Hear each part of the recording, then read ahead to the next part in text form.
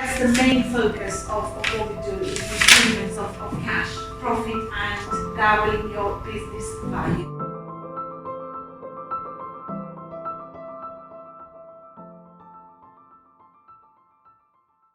In terms of some of your models that you're showing here, some of those are out of your hands if you have less Control over them. You can't maybe change the price or those sort of things as easily as you can if you've got direct sales.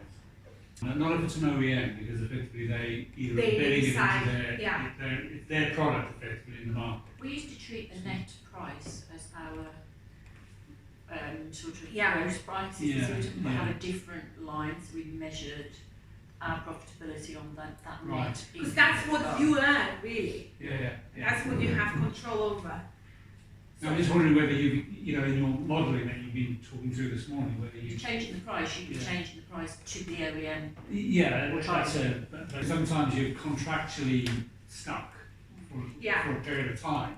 You can't say, well, I'm looking at all the other stuff that you've shown us this morning and say, if we increase our price by 1% next month, this is the effect it's going to have. Yeah. Because contractually, you've got to wait for the next 2 years, 1 year, whatever you want. So have you locked, so contractually have you, because often in the agreement you would have, we can give a price increase notice for pricing in 3 months or 1 month. Did you have that clause?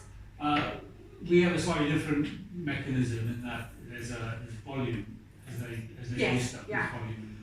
In tech though, it depends what stage you're at in your business cycle and how you value. So as Phoebe mentioned, we don't use those metrics, so you'll use what your strategy should actually be at the different stages. So if you were in, say, going to profitability, then you'd worry about that. But if you're actually into grabbing market share and measuring customer acquisition, actually you might not care so much. So it depends what stage you're at. What metrics you use to value your business, really. I like that.